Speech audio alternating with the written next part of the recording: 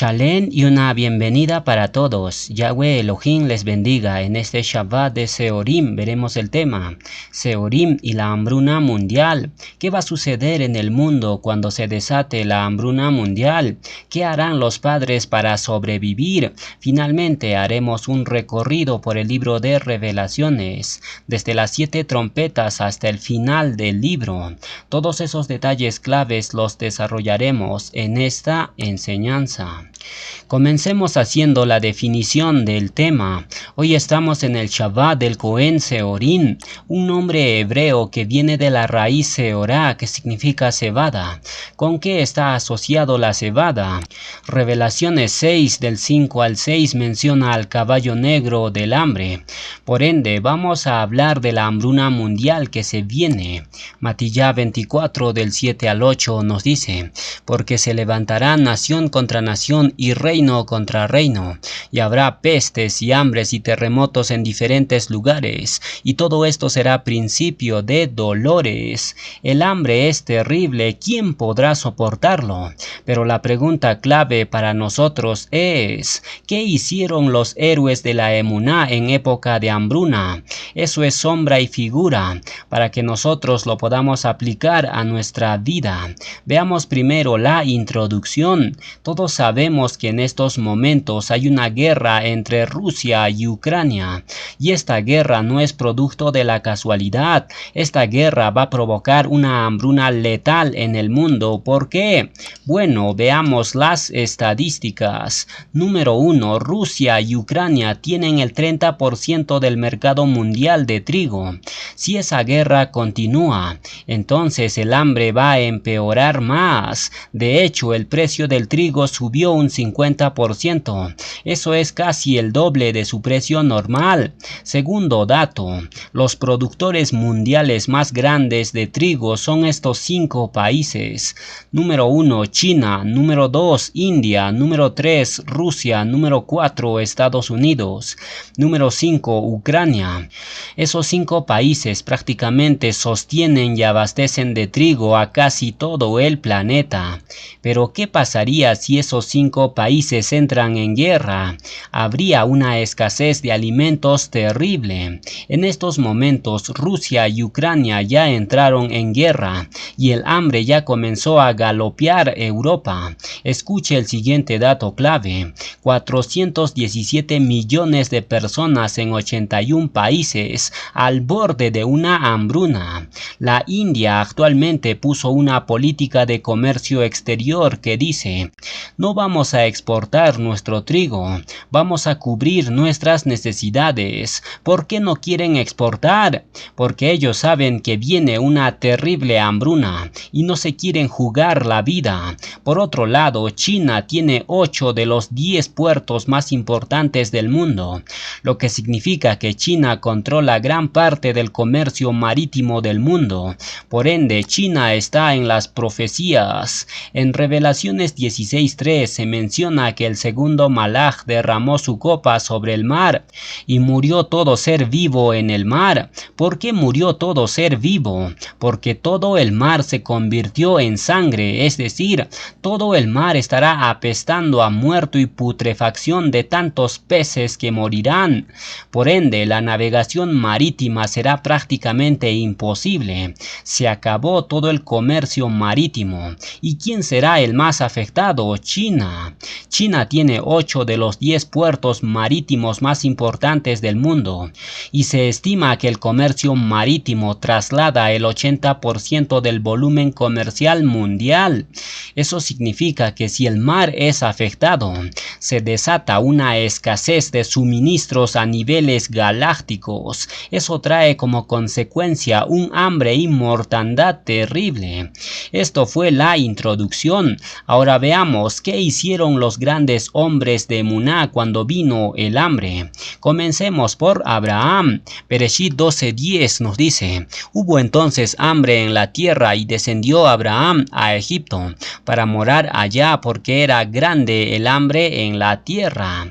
Aquí se cometieron errores. Abraham no consulta a Yahweh Elohim y cuando vio que el hambre pisó su casa, ¿qué hizo?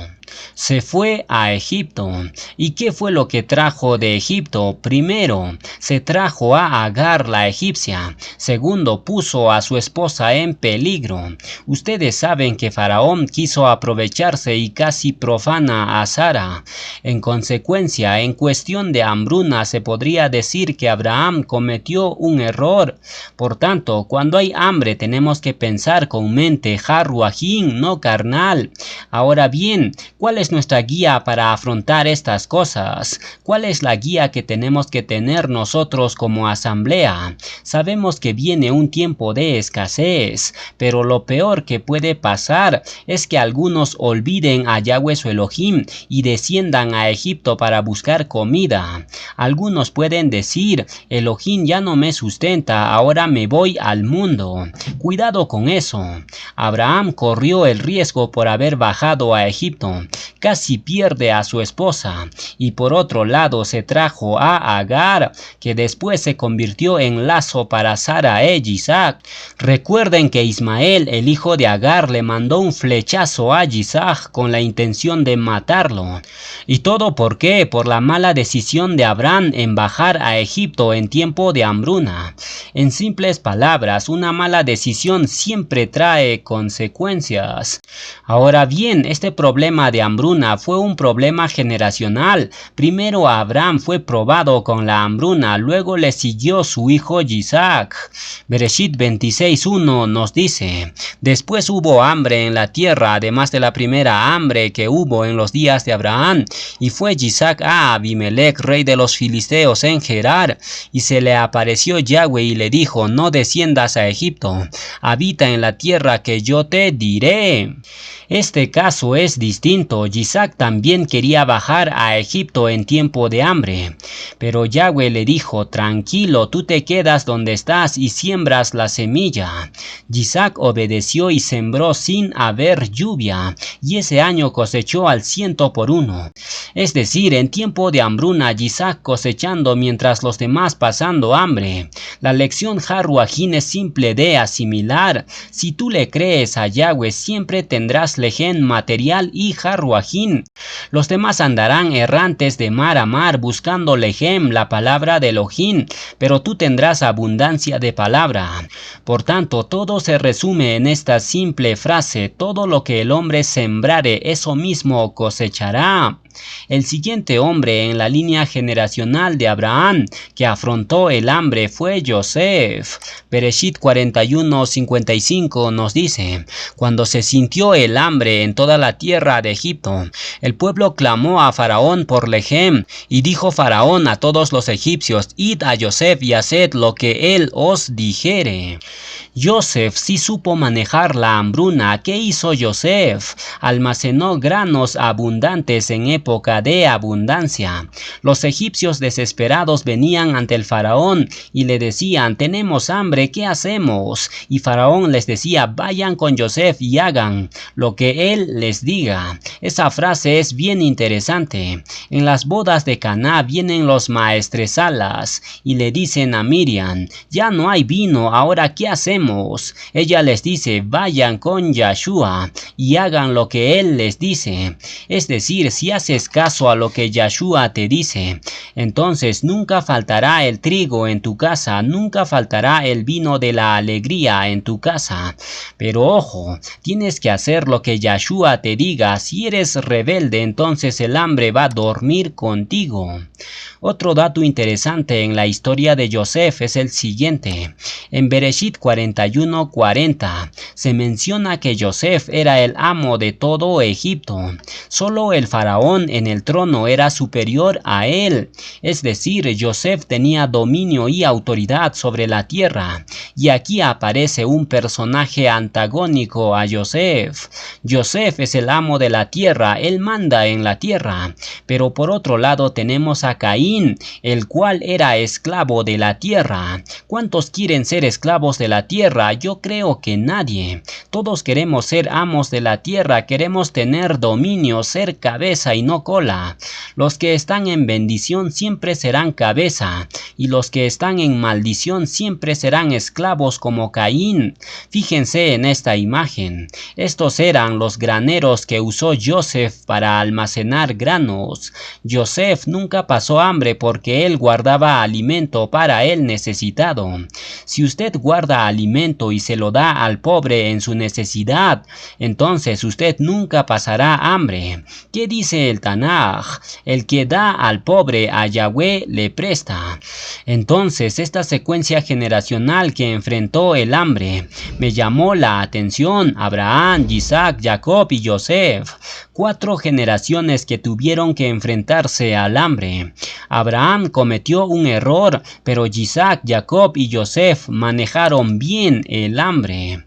Ahora vayamos a la hambruna que hubo en época de Noemí. Ruth 1 del 1 al 2 nos dice: aconteció en los días que gobernaban los jueces, que hubo hambre en la tierra, y un varón de Beit-Lehem de Judá fue a morar a los campos de Moab, él y su mujer y sus 2 hijos suyos. El nombre de aquel varón era Elimelech, y el de su mujer Noemí, y los nombres de sus 2 hijos eran Maclón y Kelión, efrateos de Beit-Lehem de Judá. Llegaron pues a los campos de Moab y se quedaron allí. Aquí también hubo un problema, porque Elimelech, esposo de Noemí, no consultó a Yahweh su Elohim en tiempo de hambruna. Usted, cada vez que quiera moverse, consulte a Yahweh primero. No hagas nada según tu propia iniciativa. ¿Qué pasó con Elimelech? Él no consultó a Elohim y se fue a Moab con Noemí y sus 2 hijos, pero allí murió con sus 2 hijos, dejando a Noemí viuda y sin hijos. Eso es la consecuencia de no consultar, la muerte. Luego Noemí se amargó. ¿Por qué una persona se amarga? Porque no siente el respaldo de Yahweh en tiempo de hambruna. Yo no sé hasta dónde llegó usted en el tiempo de crisis y hambruna.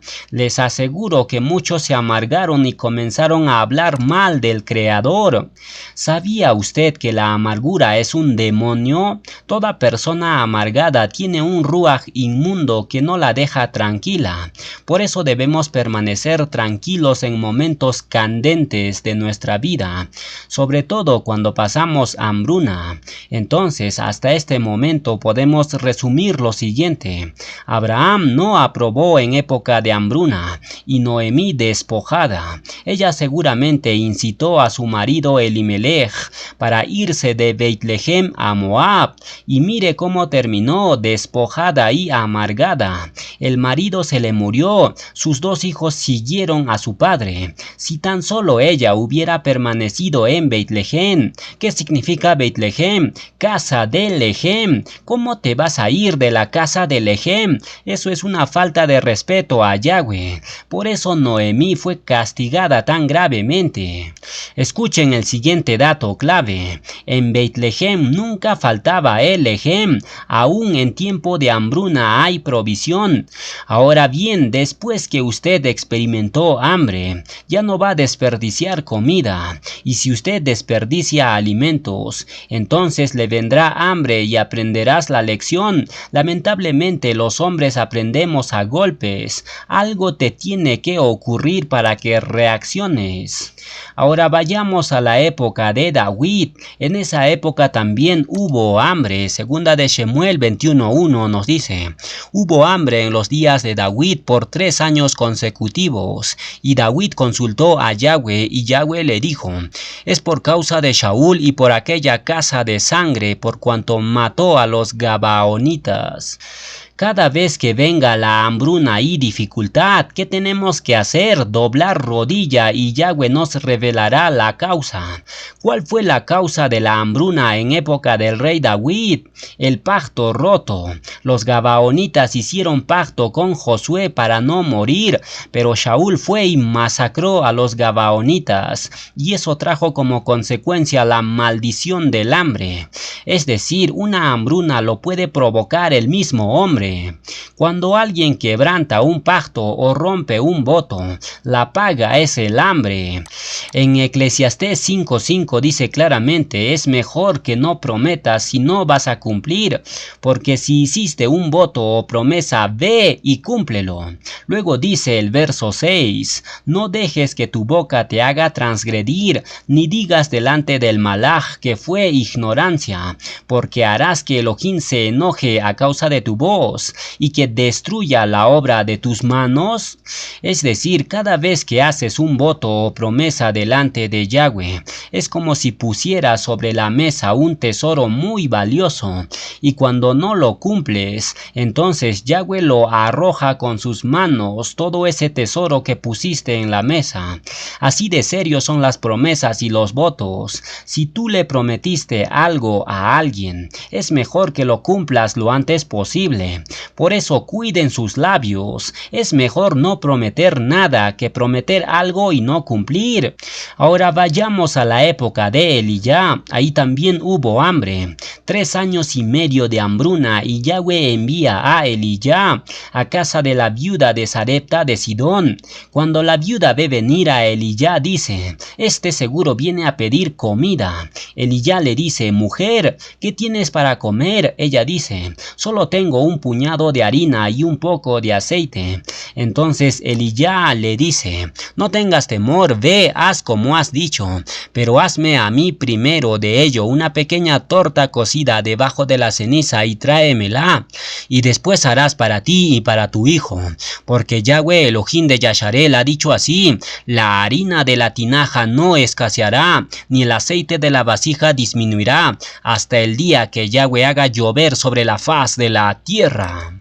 En simples palabras, Eliyá le dijo a la viuda lo siguiente: hazme a mí primero y nunca pasarás hambre. La lección Haruajín es simple de digerir.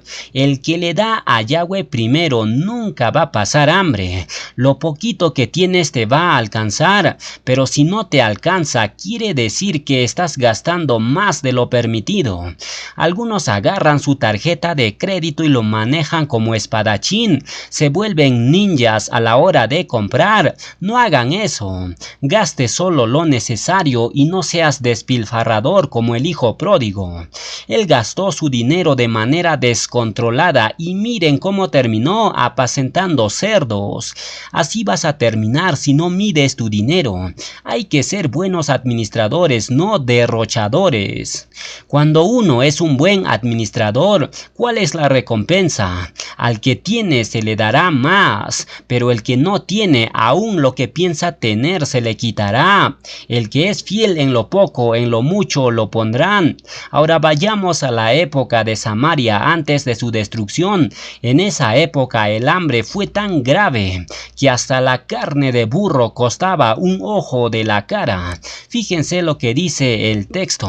Segunda de Reyes 6:25. Y hubo gran hambre en Samaria a consecuencia de aquel sitio, tanto que la cabeza de un asno se vendía por 80 siclos de plata, y la cuarta parte de un cab de estiércol de palomas por 5 siclos de plata. ¿Qué les parece ese combo? En lugar de papas fritas te daban estiércol de palomas. Esto no significa que vendían estiércol de paloma como alimento, no. Es un decir para ilustrar la gravedad de la hambruna de Samaria. ¿Saben cuánto equivale 5 ciclos de plata hoy en día? Hagamos las estimaciones. Un ciclo es igual a 20 geras según Shemot 30:13.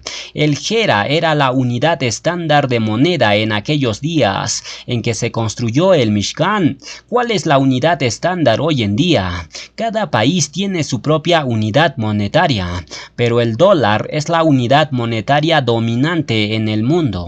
Por ende, un gera sería igual a un dólar hoy en día. Entonces, 5 ciclos de plata, ¿cuánto sería en dólares? 5 por 20 es igual a 100 geras, son 100 dólares. Es decir, una papita frita que te venden hoy en día en el mercado. En Samaria costaba 100 dólares. Imagínense la hambruna que hubo en el asedio de Samaria. Fue algo brutal. Luego dice, la cabeza de un asno se vendía por 80 ciclos de plata.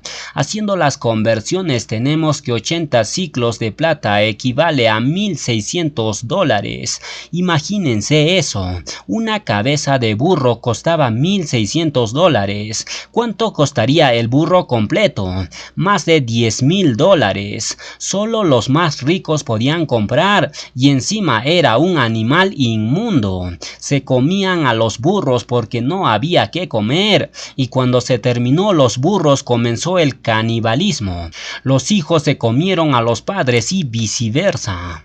La hambruna que azotará toda la tierra es inminente y hasta los siervos de Hasatán lo saben. Fíjense lo que dice esta revista Illuminati, la catástrofe alimenticia que se viene. ¿Qué presentan en la revista? Un trigo que tiene granos de calaveras. El mensaje es simple de entender. La gente se va a comer muertos en lugar de trigo. ¿Por qué? Porque no va a haber comida. Eso está profetizado y se va a cumplir. Dentro de un momento leeremos los versos y los pelos se te erizarán.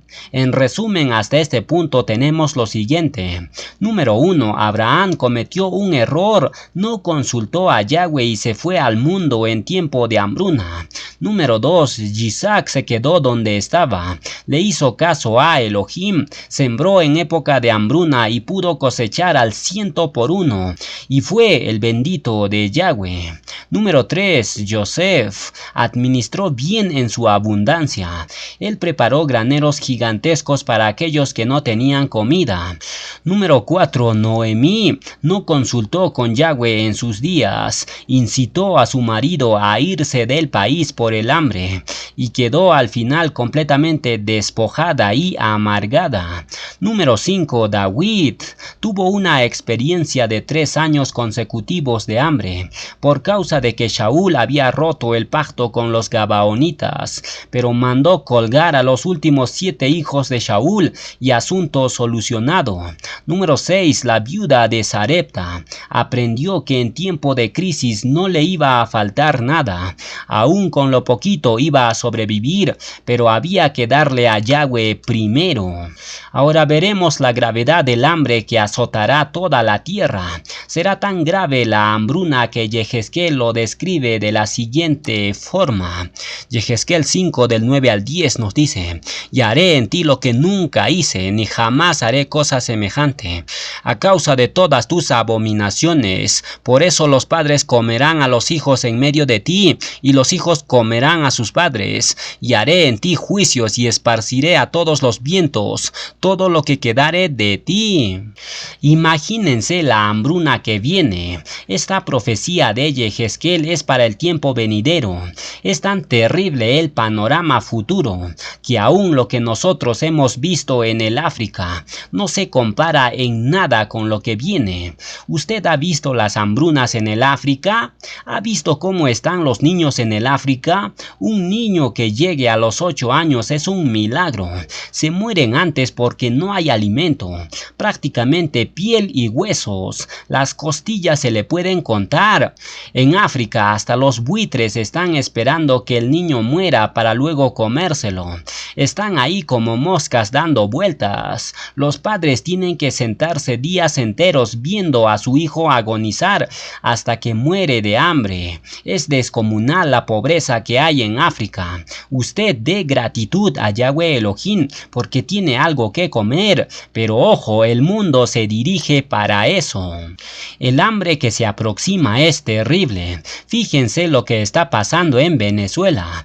Están asaltando los supermercados por todos lados. Prácticamente los supermercados de Venezuela están vacíos. La gente ha entrado y ha robado lo que ha podido, porque ya no tienen para dar de comer a sus hijos. Métete con el hambre del pueblo y no hay gobierno que aguante. Métete con el estómago del pueblo y no hay presidente que aguante, porque la gente por comer enloquece, no mide sus actos. Tiene que dar de comer a sus hijos, amigo. Ahora Ahora bien, de acuerdo al Tanaj, la situación del hambre en el planeta no se va a solucionar, el hambre va a incrementarse. El Naví Yirmeyá nos dice algo estremecedor en el siguiente verso. Yirmeyá 19:9. Y les haré comer la carne de sus hijos y la carne de sus hijas, y cada uno comerá la carne de su amigo, en el asedio y en el apuro con que los estrecharán sus enemigos y los que buscan sus vidas. ¿Estamos hablando acaso que la humanidad en pleno siglo XXI va a caer en el canibalismo? Bueno, usted habrá escuchado de una tribu llamada los Aucas. Es una famosa tribu ecuatoriana. ¿Por qué le llaman los Aucas? Porque esta tribu era una tribu caníbal y en los años 70 unos misioneros entraron a proclamarles. ¿Y qué pasó? Lo agarraron y lo saborearon, se los comieron ahí mismo, entraron a proclamar y terminaron de almuerzo, y el mundo se alarmó. ¿Cómo en pleno siglo XX hay canibalismo? La gente no lo comprende, pero ahora mire, de acuerdo a las profecías del Tanaj, eso ocurrirá. Pero usted dirá, eso va a pasar de aquí a muchos años todavía. No, sigamos leyendo más versos del Tanaj para conectar más cosas. Lamentaciones 1:11 nos dice: todo su pueblo buscó su lejem suspirando, dieron por la comida todas sus cosas preciosas para entretener la vida. Mira, oh Yahweh, y ve que estoy abatida.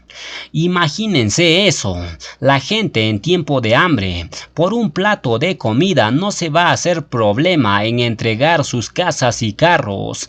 Eso es lo que va a valer una camioneta 4x4, un plato de comida. Lamentaciones 4 del 9 al 10 nos dice: más dichosos fueron los muertos a espada que los muertos por el hambre. Eso es cierto, la gente prefiere morir de un disparo en la cabeza que morir de hambre. Pregúntele usted a cualquier persona del mundo, ¿cómo prefieres morir? ¿De un disparo en la cabeza o morir de hambre? Ellos te dirán, de un disparo en la cabeza, de una vez se acabó, hasta la vista. Pero este pasaje describe claramente que los muertos por el hambre sufrirán más, porque ellos murieron lentamente por faltar alimento. A tal grado llega el tormento que las manos de las mujeres piadosas cocinarán a sus hijos. Sus propios hijos les sirvieron de comida. Uno lee estos pasajes del Tanaj y queda sorprendido. ¿Es esto realmente lo que le espera al mundo? Tal vez la gente podría decir: no, no hay problema, yo tengo plata acumulado en el banco. Si hay crisis no importa, yo tengo plata. Pero mire lo que te dice Yahweh Elohim.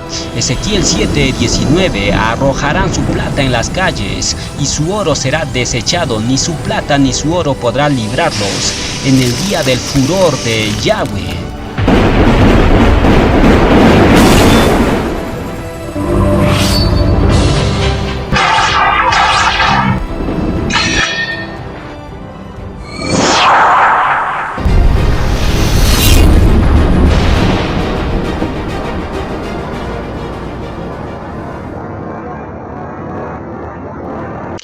Vamos a continuar la enseñanza en este Shabbat. Ahora veremos los juicios de las 7 trompetas.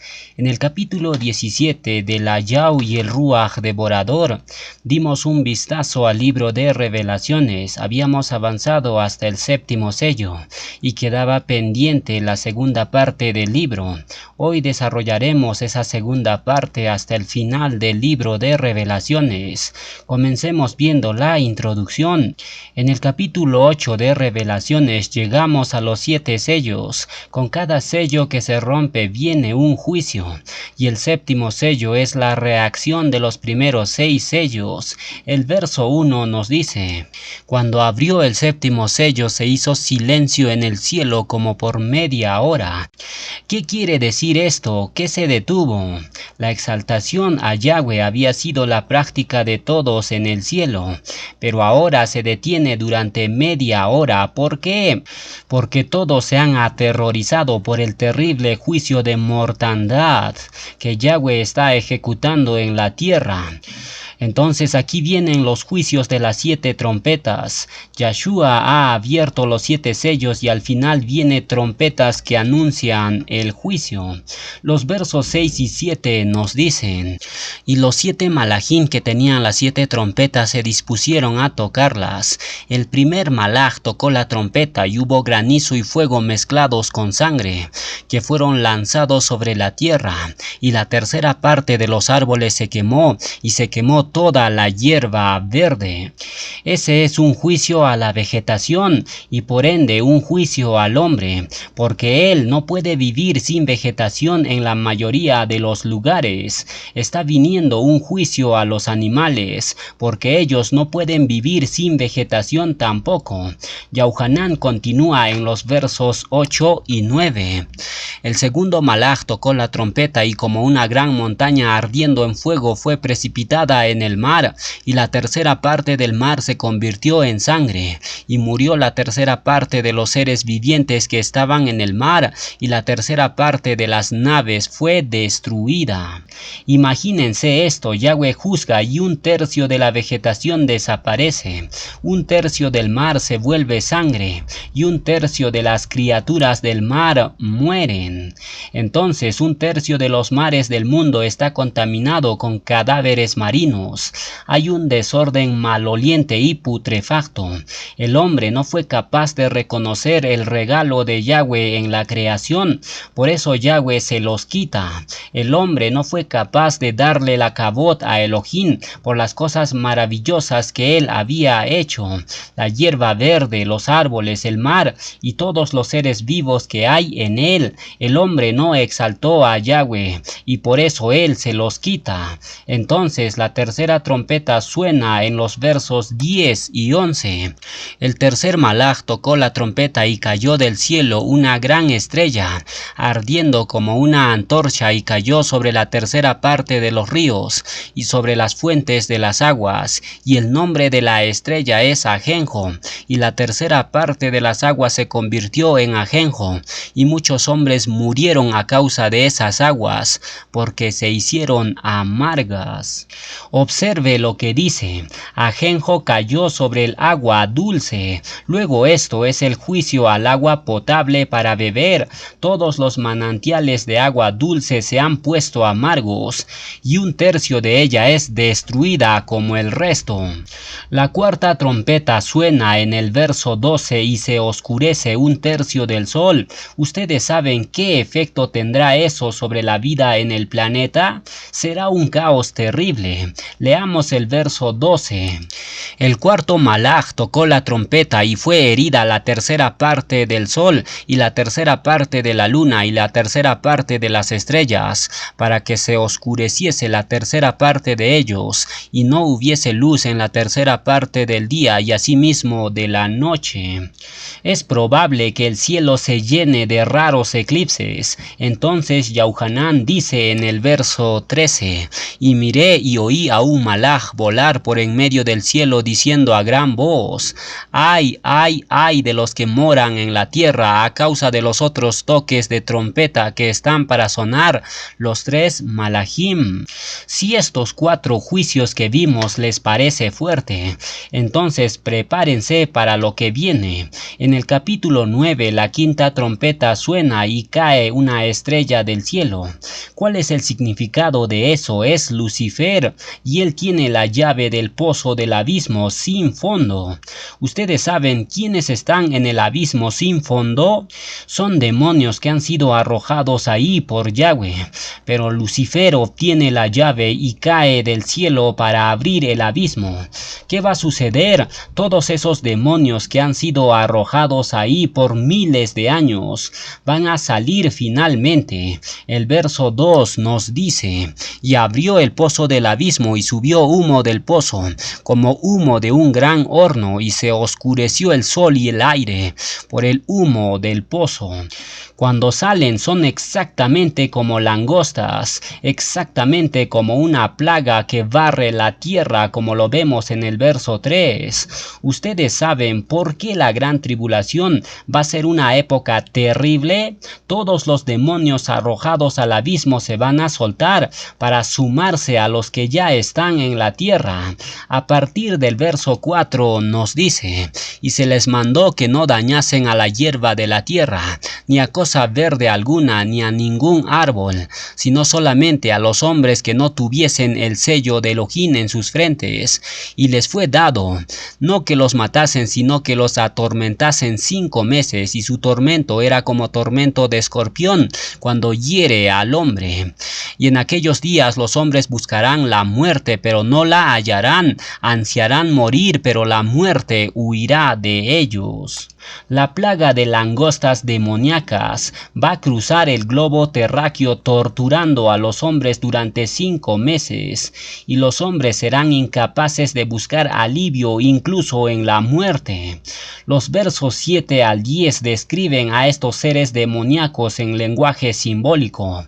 Luego el verso 11 nos dice: y tienen por rey sobre ellos al ángel del abismo, cuyo nombre en hebreo es Abadón y en griego es Apolión. Si ustedes creen que eso es malo, aún quedan 2 trompetas más. Mientras suena la 6ª trompeta, el río Éufrates se abre totalmente. El verso 15 nos dice: y fueron desatados los 4 ángeles caídos que estaban preparados para la hora, día, mes y año, a fin de matar a la 3ª parte de los hombres. Aquí viene la hueste liberada por un malaj, y la hueste matará a 1/3 del mundo. El número del ejército de jinetes es de 200 millones, y vienen del este cruzando el río Éufrates, de acuerdo con el verso 16. En el verso 18, 1/3 de la humanidad es asesinada por el fuego, el humo y el azufre que sale de la boca de este ejército. Esa puede ser la forma en que se describe la artillería de guerra, usando términos antiguos. Observe los versos 20 y 21. Y los otros hombres que no fueron muertos con estas plagas, ni aún se arrepintieron de las obras de sus manos, ni dejaron de servir a los demonios, y a las imágenes de oro, de plata, de bronce, de piedra y de madera, las cuales no pueden ver, ni oír, ni andar, y no se arrepintieron de sus homicidios, ni de sus hechicerías, ni de su fornicación, ni de sus hurtos. Los hombres no se arrepintieron, simplemente maldijeron a Yahweh. Entonces esas trompetas son muy formidables. Las 4 primeras trompetas van a sonar al final de la tribulación, y las 3 trompetas finales, que son los ayes, sonarán durante la gran tribulación. El capítulo 10 es otra pequeña pausa. Por eso a Yahuanán se le da otra visión de la parte buena. Los versos 1 al 3 nos dicen: vi descender del cielo a otro malaj fuerte, envuelto en una nube, con el arco iris sobre su cabeza, y su rostro era como el sol, y sus pies como columnas de fuego. Tenía en su mano un librito abierto, y puso su pie derecho sobre el mar, y el izquierdo sobre la tierra, y clamó a gran voz, como ruge un león, y cuando hubo clamado, 7 truenos emitieron sus voces. Entonces este malaj le dice a Yahuanán en el verso 4: cuando los 7 truenos hubieron emitido sus voces, yo iba a escribir, pero oí una voz del cielo que me decía: sella las cosas que los 7 truenos han dicho, y no las escribas. El juicio a los transgresores es demasiado aterrorizante y demasiado horripilante como para escribirlo. La parte que ellos no revelan, de acuerdo con el verso 7, es un misterio de Elohim. Yahuanán vio en esa visión el pequeño pergamino que representaba la propiedad de la tierra, y le dijeron que se lo comiera. Así lo hizo, y dijo en el verso 10: entonces tomé el librito de la mano del malaj y lo comí, y era dulce en mi boca como la miel, pero cuando lo hube comido amargó mi vientre. ¿Qué significa esto? Cuando nosotros veamos la segunda venida de Yahshua en su cabot, nosotros tendremos un sabor dulce porque veremos a Yahshua reinando, pero también habrá un sabor amargo, porque eso significará la devastación y perpetua maldición del mundo. Por eso es dulce y amargo. Ahora, antes de que suene la 7ª trompeta, echemos un vistazo a la Gesed de Yahweh en el capítulo 11. Aquí está están mis personajes favoritos. Los dos testigos son identificados como los dos olivos y las dos menorot que están en pie delante del Elohim de la tierra. Ellos dan su ministerio por 3 años y medio. Luego son asesinados por la bestia que sube del abismo y después resucitan y ascienden al cielo en una nube. Después de este interludio regresemos a la séptima trompeta. Cuando suena es el gran final. Observe el verso 15. El séptimo malaj tocó la trompeta y hubo grandes voces en el cielo que decían: los reinos del mundo han venido a ser de Yahweh y de su Mashiach, y él reinará por los siglos de los siglos. Cuando esa séptima trompeta suene, los reinos del mundo le pertenecen a Yahweh y Yahshua. Voz de júbilo.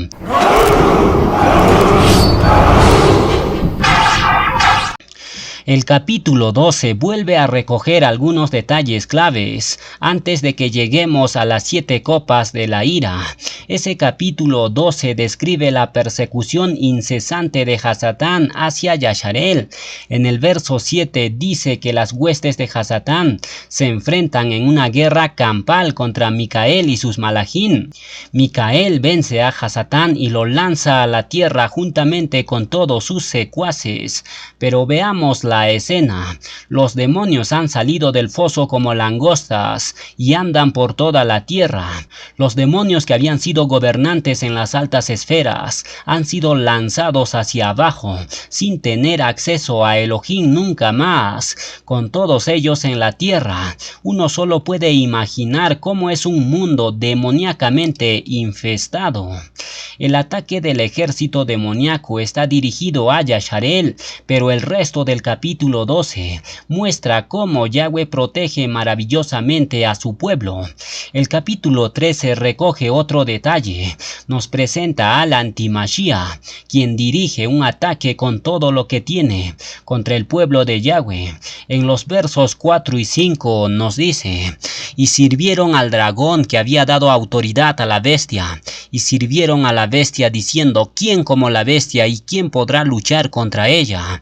También se le dio boca que hablaba grandes cosas y blasfemias, y se le dio autoridad para actuar 42 meses. Esos 42 meses o 3 años y medio pertenecen a la gran tribulación. El antimachía tiene su corte. Revelaciones 13 del 11 al 18 nos presenta al falso profeta. La bestia es el antimachía y el falso profeta es su corte. De la misma manera que Faraón tenía a Janes y Jambres, como nos dice 2 de Timoteo 3:8. Balaj tenía a Balaam en Bamidbar 22 y 24, y Absalón tenía a Agitofel. El antimachía tendrá su corte. La misión del falso profeta es incitar que todos sirvan al antimachía. Revelaciones 14:1 mira el triunfo de Yahshua. Los 144,000 están en el cielo cantando exaltaciones por el triunfo del Mashiach. El holocausto llega a su esencia final en el Armagedón. En el capítulo 14 comenzamos a tener una perspectiva del Armagedón. El verso 15 introduce el concepto de meter la hoz. La hoz usada en la cosecha siempre habla de juicio. Yahshua viene en juicio aterrador. El verso 20 lo resume todo. Y fue pisado el lagar fuera de la ciudad, y del lagar salió sangre hasta los frenos de los caballos, por 1600 estadios. Esto significa que la sangre medía alrededor de 1,5 metros y abarca una distancia alrededor de 320 kilómetros. Eso es lo que mide Yasharel y se utiliza para simbolizar la masacre.